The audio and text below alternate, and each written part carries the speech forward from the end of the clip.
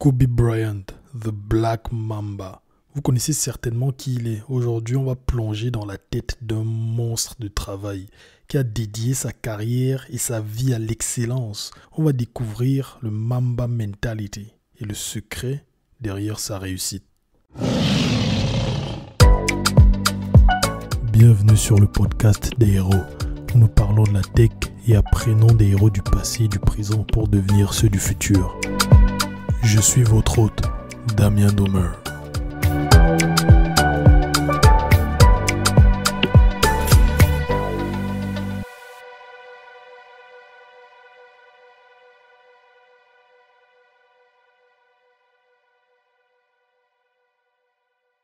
En regardant les statistiques de ce podcast, je me rends compte que plus de 80% de mes auditeurs sur Apple Podcast, Spotify et d'autres plateformes écoutent plus d'un épisode, mais malgré ça, ils ne s'abonnent pas. Et ils ne laissent pas d'étoiles sur Spotify non plus. En fait, ces épisodes prennent énormément de temps à faire, en passant par la recherche, la lecture et le montage des épisodes. Et ils sont 100% gratuits, donc s'il vous plaît, n'hésitez pas à vous abonner. Et si vous aimez, s'il vous plaît, laissez une note de 5 étoiles ou un petit pouce bleu ou un like ou je sais pas, ça dépend de la plateforme sur laquelle vous m'écoutez en ce moment.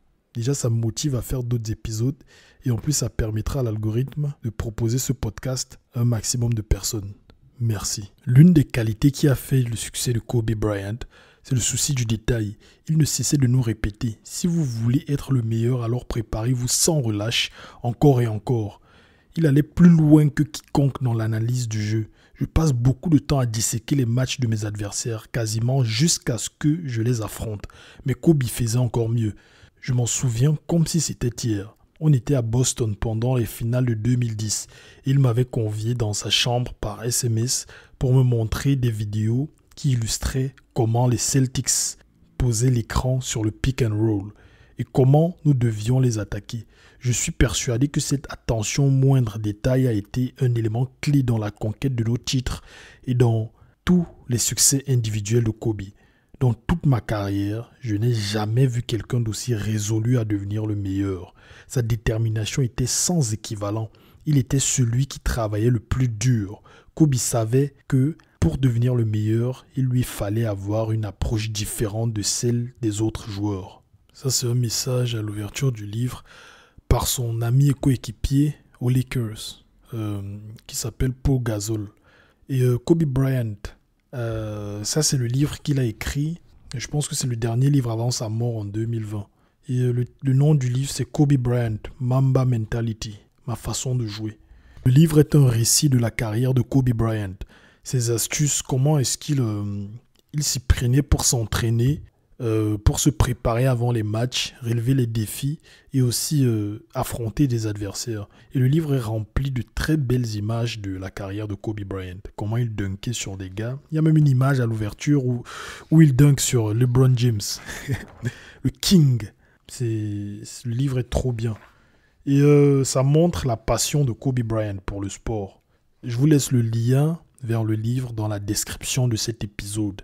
Que vous soyez sur Spotify, YouTube, Apple Podcasts ou n'importe où, il y a le lien là. Et si vous utilisez mon lien, vous aiderez le podcast. Pourquoi ? Parce que j'aurai un pourcentage de votre achat, mais le prix restera le même pour vous. C'est un lien de parrainage. Et si vous voulez savoir ce que c'est que d'être un monstre de travail respecté par tous ses pairs dans la NBA, les gens avaient littéralement peur de Kobe Bryant. Ses coéquipiers et même ses adversaires avaient peur de lui. Les gens ont vraiment peur. Un peu comme Michael Jordan à son époque. Il y avait ce qu'on appelle le fear factor. Si vous voulez savoir ce que c'est, comment y arriver, je vous conseille de lire ce livre-ci. Mais ça va demander beaucoup de travail de faire ce qu'il a fait en tout cas. De toutes les façons, je vous conseille de le lire. Et je vous conseille aussi d'écouter l'épisode 22 de ce podcast où je parle du mindset de tueur, de cleaner que Kobe Bryant et Michael Jordan avaient. Comment être relentless en anglais, donc sans relâche en français. Bon bref, mais je préfère dire ça en anglais parce que ça sonne beaucoup mieux dans mes oreilles, être relentless. Et notez que dans cet épisode, je vais mélanger les leçons dans les récits. Et bon, je vais essayer une autre façon de vous raconter l'histoire un peu. et de traverser le livre. Je mélange les récits et les leçons en même temps. Et je vais voir un peu vos réactions et le temps d'écoute et comparer. Déjà, c'est quoi le Mamba Mentality? À l'origine, Mamba Mentality n'était qu'un hashtag accrocheur que j'avais lancé sur Twitter. Un slogan malin et facilement mémorisable. Mais il a fini par prendre de l'ampleur et par se charger d'une plus grande signification. La mentalité en question ne se résume pas à chercher le meilleur résultat. Il s'agit plutôt de s'intéresser à tout ce qui peut conduire à ce résultat. C'est un voyage vers l'excellence. C'est une méthode, un style de vie. Et je suis persuadé qu'il est primordial d'avoir cette mentalité, quel que soit votre projet de vie. Quand j'entends qu'un joueur du lycée, de NBA ou qu'un grand patron fait référence à la Mamba Mentality, je trouve que ça a du sens. Quand je vois que certains y trouvent une inspiration, je le perçois comme une récompense de tous les efforts que j'ai accomplis, tout ce travail, tout ces réveils à 3 heures du matin. C'est aussi pour cela que j'ai fait ce livre. Chacune de ces pages doit vous apprendre quelque chose, pas seulement à propos du basket, mais aussi de la Mamba Mentality. Ça, je ne sais pas pourquoi, mais cette définition-ci se trouve au milieu du livre. C'est pour moi la seule chose qu'il devrait corriger. Je pense qu'il aurait dû mettre ça au début du livre. Mais bon, j'ai corrigé cette erreur en vous donnant la signification de la Mamba Mentality dans le podcast, directement au début. Le mindset de Kobe Bryant. Mes sessions nocturnes sont devenues légendaires. C'était à la fois une obsession et une adaptation à la vie réelle. J'ai toujours eu le sentiment que si je débutais ma journée très tôt, je pourrais m'entraîner plus. Si je commençais à 11 heures, je travaillais quelques heures, puis je me reposais et je ne retournerais à la salle que de 17 heures à 19 heures. Tandis que si je m'y mettais dès 5 heures du matin jusqu'à 7 heures, alors je pourrais recommencer de 11 heures à 14 heures et de 18 heures à 20 heures. En commençant plus tôt, je m'ajoutais une séance. Sur tout un été, ça fait beaucoup d'heures supplémentaires. Commencer tôt, c'était aussi une manière de concilier le basketball à ma vie personnelle. J'étais là quand mes enfants se levaient et ils ne savaient même pas que je revenais tout juste de la salle de gym. Le soir, je pouvais les mettre au lit, puis retourner m'entraîner. Mais toujours sur mon temps à moi et pas le leur. Je ne voulais sacrifier ni mon jeu, ni ma vie de famille. Alors, j'ai décidé de sacrifier mon sommeil. Voilà comment le gars il pensait. Et il y a plein d'anecdotes d'autres basketteurs qui disaient que le rythme de vie de Kobe Bryant était bizarre, c'était fou. Il dédiait sa vie au travail. Si vous avez Netflix, je vous conseille vivement de regarder le documentaire The Redeem Team. Ce documentaire-là parle de la deuxième Dream Team alignée par les États-Unis pour dominer les Jeux Olympiques de 2008 et de prouver au monde que les États-Unis sont au sommet du basketball. Un peu comme ce qu'ils ont fait aux Jeux Olympiques de 2024 ici à Paris, où on a vu Stephen Curry faire des 3 points comme s'il se levait, il faisait ça toute la journée, quoi. Avec LeBron James qui faisait des dunks et tout. Donc en 2008, ils ont fait la Redeem Team, un peu une référence à la Dream Team qui a été mise dans les années 90 quand Michael Jordan dominait le basket. À cette époque-là, ils ont anéanti le basketball mondial aux Jeux Olympiques. Du coup, dans ce documentaire-là, on voit Kobe Bryant et LeBron James qui étaient à cette époque, Kobe Bryant était le roi de la NBA, c'était la star, et LeBron James était en pleine ascension. LeBron James était aussi une star mais en pleine ascension. Et dans le documentaire, il y a une scène où LeBron James, Carmelo Anthony, Dwayne Wade, tout ça, ils racontent une anecdote à propos de Kobe Bryant. Et ces gars-là, c'est des légendes de la NBA. Ils disent que durant ces Jeux Olympiques, là, ils étaient allés en soirée, en boîte de nuit, faire la fête. Je ne sais pas où ils étaient, peut-être quelque part à côté du camp d'entraînement. Et après, ils sont rentrés, genre à 5 heures du matin. Et là, ils rentrent à l'hôtel, ils voient Kobe Bryant en train de sortir avec son sac et avec ses équipements. Et après, les gars lui demandent, LeBron James et le reste, ils lui demandent, mais toi, tu vas où? Genre, ils sont en train de rentrer de la fête et lui, il le voit sortir avec ce truc. Genre, tu vas où? Et là, il dit, je vais m'entraîner. Et les gars se sont regardés entre eux, ils disent que mais le gars, c'est un malade. Il va s'entraîner à 5 heures pendant que nous, on était allés faire la fête et tout. Et après, ce qui s'est passé, c'est que LeBron James et Dwayne Wade, qui étaient des monstres C'est même les deux, après Kobe Bryant, les meilleurs de l'équipe à cette époque-là. Ils l'ont rejoint, ils se sont mis à s'entraîner avec lui et c'était devenu l'habitude. Et chaque matin, ils s'entraînaient avec Kobe Bryant. Et cette anecdote-là, c'est juste une anecdote parmi tant d'autres. Il y a tellement, vous entendez tellement de légendes de la NBA qui racontent la même chose à propos de Kobe Bryant. Et c'est fou. La plupart d'entre eux disent qu'ils n'ont jamais vu personne travailler aussi dur. Même Michael Jordan, le coach de Michael Jordan et Kobe Bryant, il dit très clairement que Kobe travaillait beaucoup plus que Michael Jordan. Et Kobe parle aussi beaucoup de sacrifices. Et j'ai trouvé que cette partie était très importante. Si vous voulez vraiment faire partie des plus grands, alors vous devez vous y consacrer pleinement. Il faut que ça devienne une obsession. Beaucoup ont cette ambition, mais ne font pas les sacrifices nécessaires pour atteindre leur but. Ils ont d'autres préoccupations, importantes ou non, et se dispersent. Ce n'est pas un problème, après tout. Ce n'est pas pour tout le monde. Il est difficile d'atteindre ce but. Ça réclame beaucoup de temps et de sacrifices.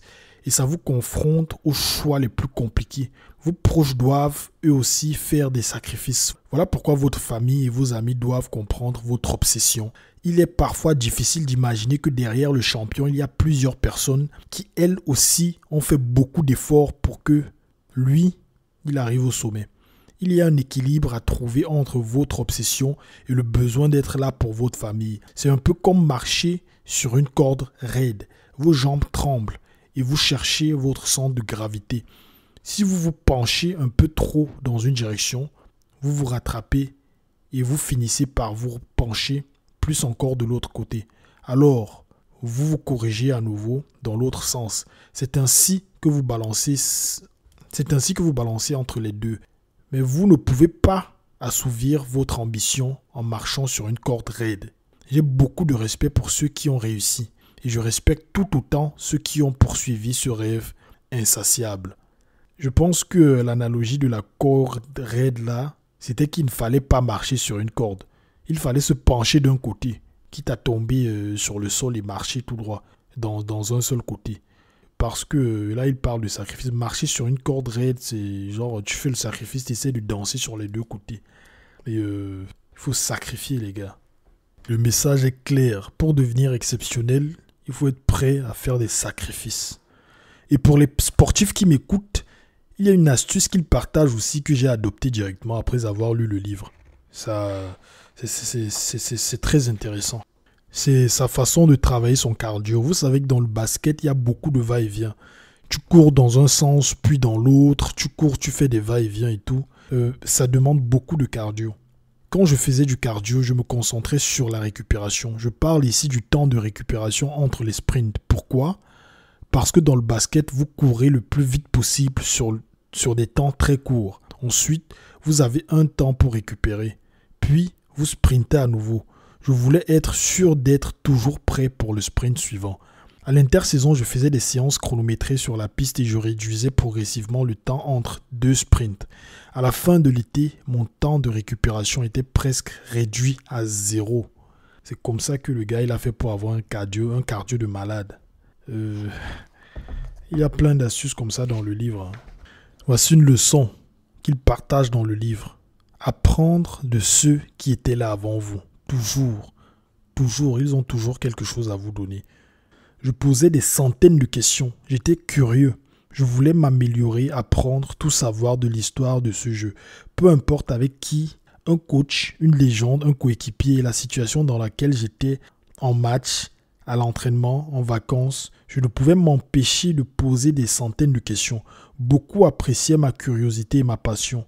Ils voyaient bien que j'étais réellement impatient d'écouter leurs réponses pour en apprendre davantage. D'autres, en revanche, se montraient moins compréhensifs et moins aimables. Mais je ne le prenais pas mal. Je préférais tenter ma chance pour ne rien avoir à regretter plus tard. Le gars était une éponge. Il faisait tout pour apprendre de ceux qui étaient venus avant lui. Il y a plein d'anecdotes sur Internet à propos de lui et Michael Jordan. Disons qu'il a trop appris de Michael Jordan même. Michael Jordan était comme son mentor. Et ouais, il était un peu... À un moment de sa carrière, il était considéré même comme le petit Michael Jordan. Et il apprenait de tout le monde. Karim Abdul-Jabbar, Magic Johnson, tous ces gens-là. Et je précise aussi qu'il avait ce point commun avec Michael Jordan. Et je suis en train de lire la biographie de Michael Jordan aussi. Et c'est pareil. Les deux étaient similaires dans ce sens-là. Je vais faire un épisode de podcast dessus même, d'ailleurs. Si vous avez une idée de start-up et que vous voulez la lancer, mais vous ne savez pas comment construire le MVP de votre application ou de votre plateforme web, ma start-up, theguild.io, c'est-à-dire zeguild.io, peut vous amener de 0 à 1, donc de l'idée au MVP. Ou bien, si vous avez déjà une start-up qui marche et que vous avez besoin de devs talentueux sans exploser votre budget, theguild.io vous match avec les meilleurs devs du continent africain. Envoyez-nous un email à contact@theguild.io et toute notre équipe va prendre soin de vous et de votre projet comme il faut. Avez-vous déjà pensé à comment faire bon usage de votre temps quand vous êtes dans une salle d'attente, un taxi ou les transports en commun? Ce que moi je fais dans ces situations, c'est d'écouter des livres audio avec Audible. Audible est une plateforme où vous pourrez écouter des milliers de livres audio. Si vous utilisez mon lien domer.me/audible, donc doumer.me/audible, vous pourrez écouter gratuitement, l'un des livres que je couvre dans ce podcast, ou tout autre livre de votre choix. Si bien sûr c'est la première fois que vous vous inscrivez sur Audible, le lien se trouve dans la description. Une autre leçon, on s'en fout de comment vous vous sentez. Quand vous avez quelque chose à faire, faites-le, c'est tout. En fait, c'est ça qu'il nous montre ici. Faire ce qu'il faut. Je ne me suis jamais interrogé au sujet de ma préparation quotidienne. Je ne me suis jamais demandé si je pouvais m'en passer. Si je voulais jouer au basket, je devais me préparer tous les jours, point final. Alors, je faisais ce qu'il fallait. Ma routine était épuisante, de tôt le matin jusqu'à tard le soir. Des étirements, de la musculation, de l'entraînement, des shoots, de la récupération, des séances vidéo, des heures de travail. Sans mentir, c'était vraiment épuisant. C'est pour ça que beaucoup de joueurs réduisent à l'essentiel leur préparation pendant la saison. Ils veulent préserver leur énergie, pas moi. Bien sûr, ça pouvait être pénible au quotidien, mais ça m'a rendu plus fort et mieux préparé pour la fin de saison régulière et les playoffs. Il m'est arrivé d'être tellement fatigué que j'avais besoin d'une courte sieste dans la journée. Ça pouvait être avant l'entraînement, avant un match des finales, dans le bus ou sur la table de massage, 5 heures ou 60 minutes avant un coup d'envoi. Si j'étais fatigué, je faisais un somme. J'ai toujours pensé que 15 minutes de sieste pouvaient me donner toute l'énergie dont j'avais besoin pour être au top. En gros, le gars, il dit, quand il avait un truc à faire, il le faisait.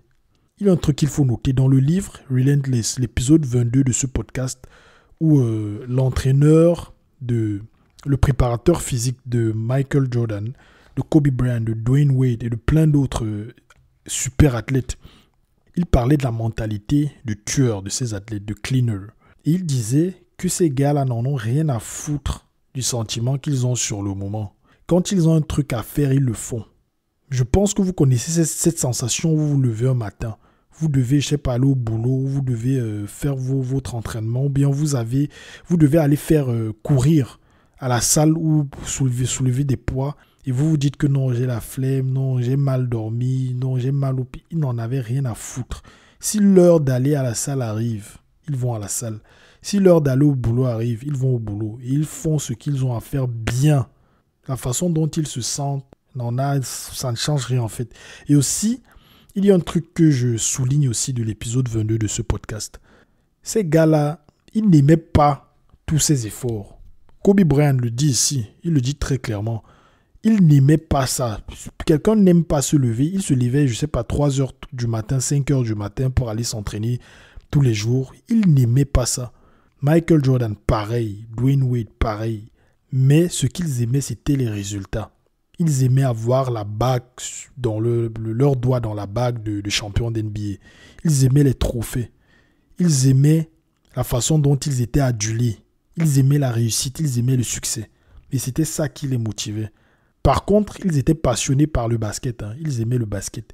Mais tous les étirements, soulever les poids, ils n'aimaient pas ça.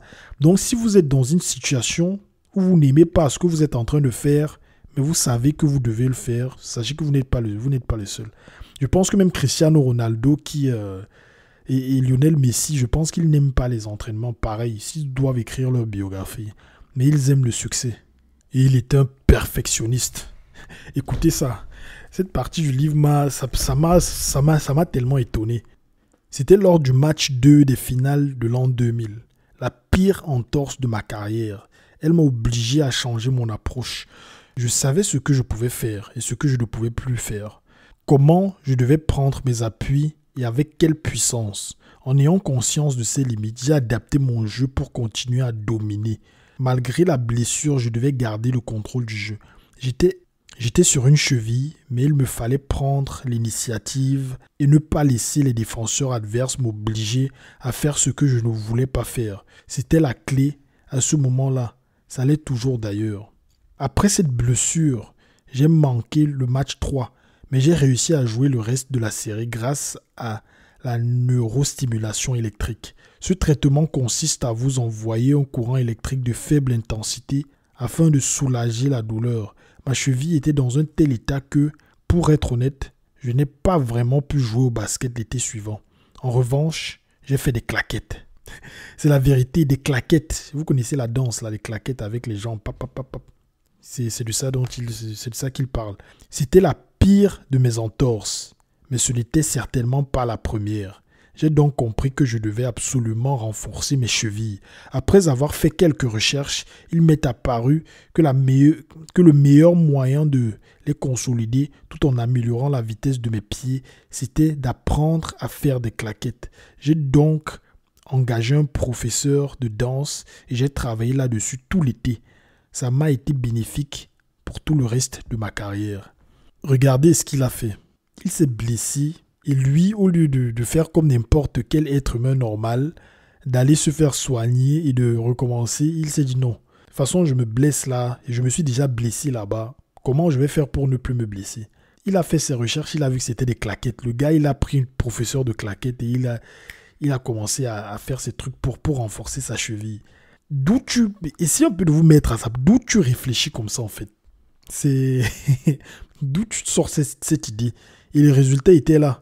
Et c'est grâce à ce genre de petites astuces qu'il a eu une longue carrière. 20 ans. Et il a dominé pendant longtemps. Une autre astuce. J'ai fait en sorte de lire le manuel des arbitres. J'y ai appris, par exemple, que chaque arbitre se doit d'être à un endroit précis sur le parquet. Par exemple, si le ballon est à l'endroit A, les arbitres B, C et D doivent se placer dans une zone qui leur est assignée. Ce faisant, ils laissaient derrière eux des angles morts, des zones du terrain qui échappaient à leur vigilance. J'ai appris où étaient ces angles morts pour en tirer profit. Ainsi, je n'étais pas sanctionné pour un porté, un marché ou toute faute mineure simplement parce que j'avais pris le temps d'analyser les limites des arbitres. Il allait même jusqu'à analyser les arbitres et le manuel d'arbitrage pour trouver des failles dans le jeu du basketball. Vous voyez le perfectionnisme. Si ceci n'est pas un exemple de perfectionnisme, je ne sais pas ce que c'est. Qui fait ça? Qui fait ça en fait? Je pense que la plupart des joueurs, ils comprennent l'arbitrage et tout, mais ils ne vont pas étudier un manuel d'arbitrage et ils ne cherchent pas les angles morts sur le terrain. Ils ne font pas ça. Quand je vous parlais de perfectionnisme, écoutez encore ceci. Quand j'étais gamin vers l'âge de 6 ans, je ne voulais pas que ma main gauche soit mon point faible. Alors, j'ai travaillé dur. Je me brossais les dents avec la main gauche. J'écrivais mon nom de la main gauche. Je détestais cette impression de ne pas me sentir à l'aise de ce côté-là. J'ai eu la même préoccupation en jouant au basket. Pour moi, il était important d'utiliser les deux mains de la même manière, qu'il s'agisse de dribbler, de shooter ou de pivoter sur soi-même. Je voulais me sentir à l'aise avec les deux mains. Là, c'est quand il était enfant et tout. Mais ça montre un peu comment il pensait. Comment est-ce qu'il a fait pour être ambidextre? Il était focus sur le fait d'utiliser ses deux mains et tout. Un peu comme Cristiano Ronaldo, ça me fait penser. Cristiano Ronaldo est capable de marquer des deux pieds de la même façon. Tu ne sais pas, il prend le ballon à gauche, il marque. À droite, il marque. Pied droit, pied gauche, il marque. Et je pense que si Cristiano Ronaldo doit nous écrire sa biographie, il y aura sûrement une partie où il parle de son obsession avec son pied gauche. Comment il a fait pour être ambidextre? Parce que c'est pas quelque chose de facile du tout. On connaît plein de joueurs qui cherchent toujours leur côté gauche. Par exemple, Arjen Robben. Je sais pas ceux qui regardent le football. Robben du Bayern Munich. À chaque fois, il cherchait toujours son pied gauche. Toujours. Malgré le fait que c'était un grand joueur. Mais bon, il n'était pas aussi grand que Cristiano Ronaldo, par exemple. Il y a une anecdote dans le livre. Vous savez que les chaussures de basket avant les années 2010 étaient pratiquement toutes des chaussures montantes. Si vous regardez bien, les baskets étaient pratiquement toutes montantes. Mais bizarrement, dans les années 2010, on a vu les chaussures montantes laisser place à des chaussures basses, petit à petit. Un peu comme les LeBron, qui avant étaient montantes, mais maintenant, elles sont majoritairement basses. Il y a toujours des LeBron montantes, il y a toujours des baskets montantes, mais maintenant, actuellement, majoritairement, elles sont basses. Si vous comparez, par exemple, les chaussures de la NBA les plus célèbres des années 90, je parle là des chaussures de Michael Jordan, les Jordan, et les chaussures de Patrick Ewing, par exemple. Si vous allez sur Google, vous tapez, vous allez voir un peu à quoi ça ressemble. Ou les chaussures d'Allen Iverson et les High-Tree. Vous verrez la différence. Et vous savez pourquoi est-ce que c'est comme ça? C'est un peu à cause de Kobe Bryant. En 2008, j'ai voulu que mes chaussures signature, celles qui portaient mon nom, soient basses. Chez Nike, ils ont tout d'abord refusé. Je leur ai répondu, vous ne pouvez pas me dire non. Phil Knight, le fondateur de Nike, dit toujours qu'il faut écouter la voix des athlètes. Je suis un athlète et je veux une chaussure basse.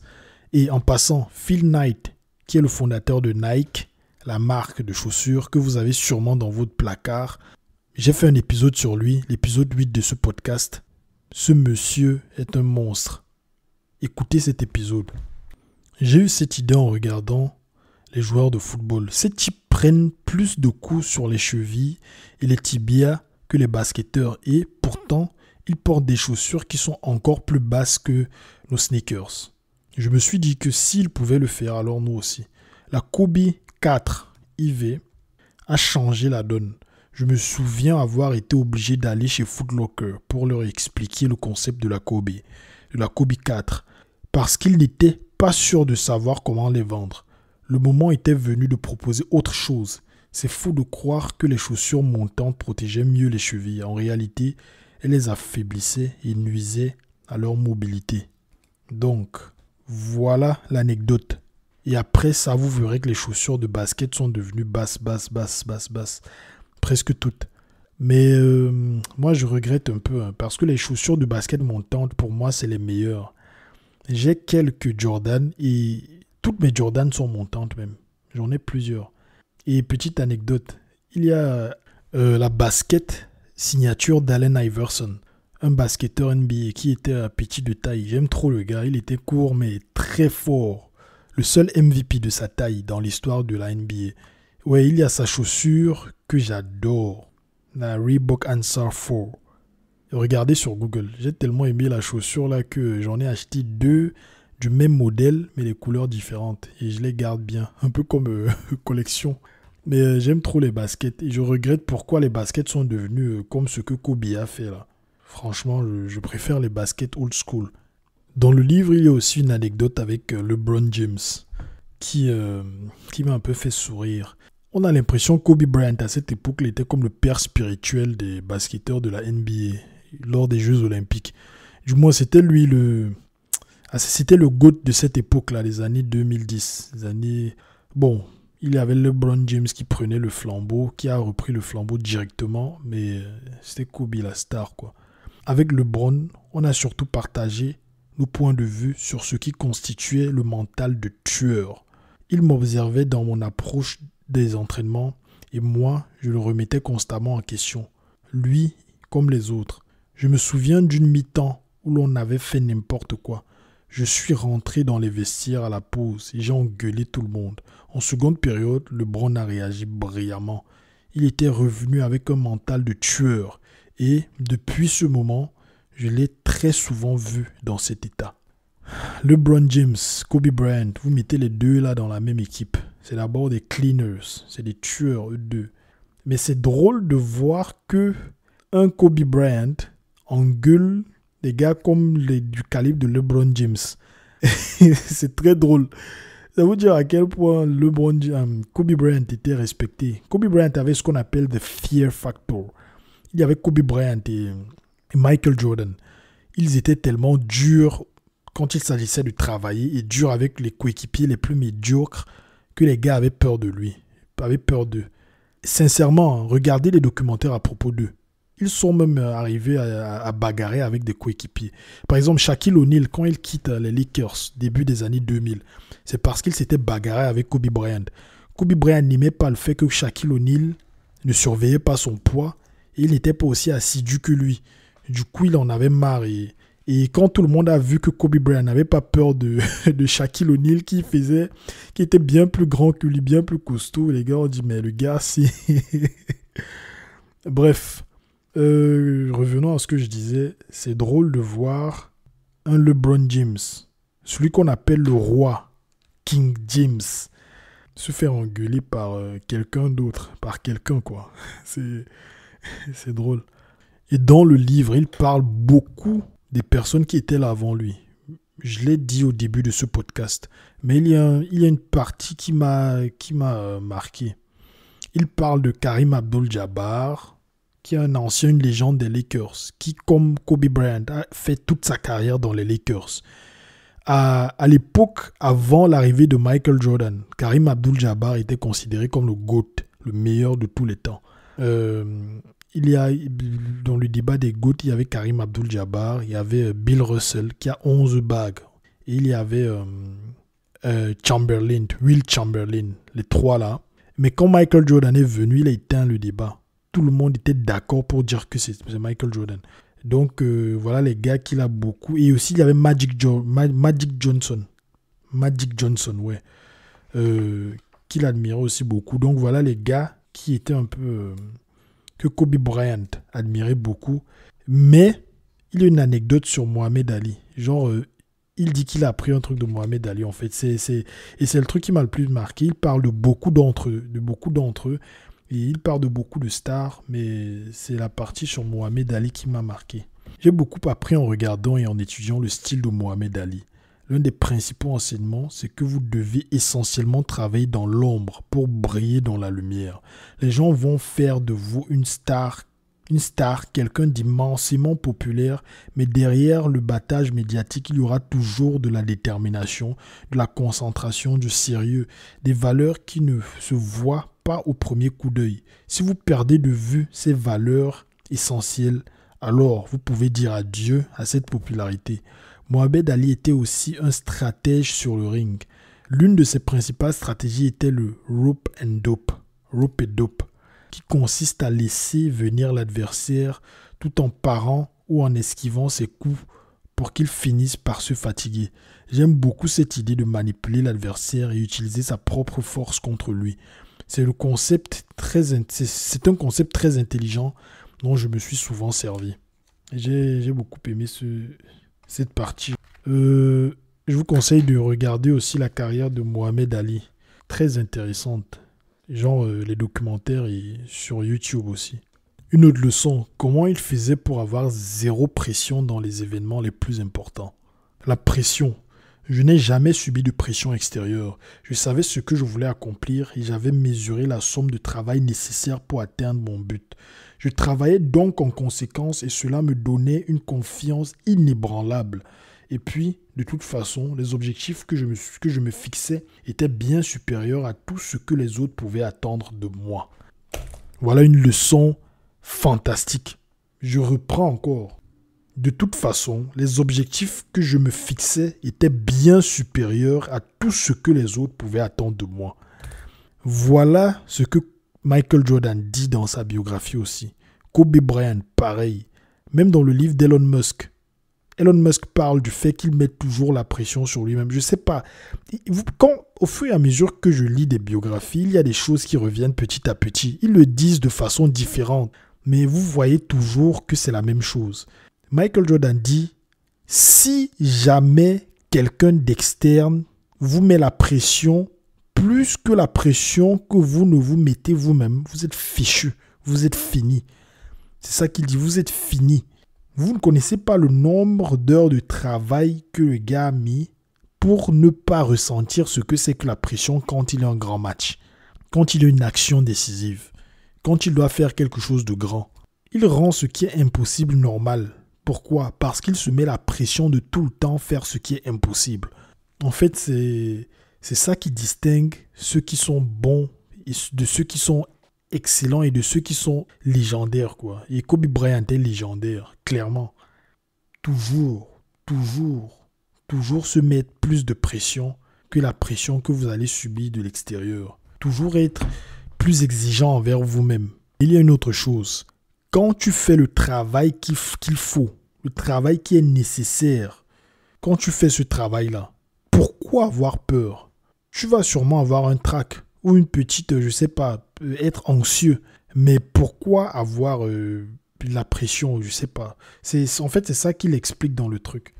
Il dit, je savais ce que je voulais accomplir et j'avais mesuré la somme de travail nécessaire pour atteindre mon but. Je travaillais donc en conséquence. Bref, avançons. Je vous laisse réécouter vous-même. Une autre leçon, comment il gérait les échecs et les moments difficiles. À la fin de ma première saison en NBA, on s'était hissé en demi-finale de la conférence contre les Utah Jazz. Mais dans le 5e et dernier match, j'ai raté 4 shoots et on a fini par perdre la série. Ces airballs m'ont convaincu qu'il était nécessaire de travailler sur un point précis, la force physique. Dans ce match, ce ne sont pas mes nerfs qui ont craqué. Je n'avais juste plus assez de force pour envoyer correctement la balle. J'avais les jambes en coton. J'avais du mal à tenir le rythme de saison à rallonge. Comment y ai-je remédié?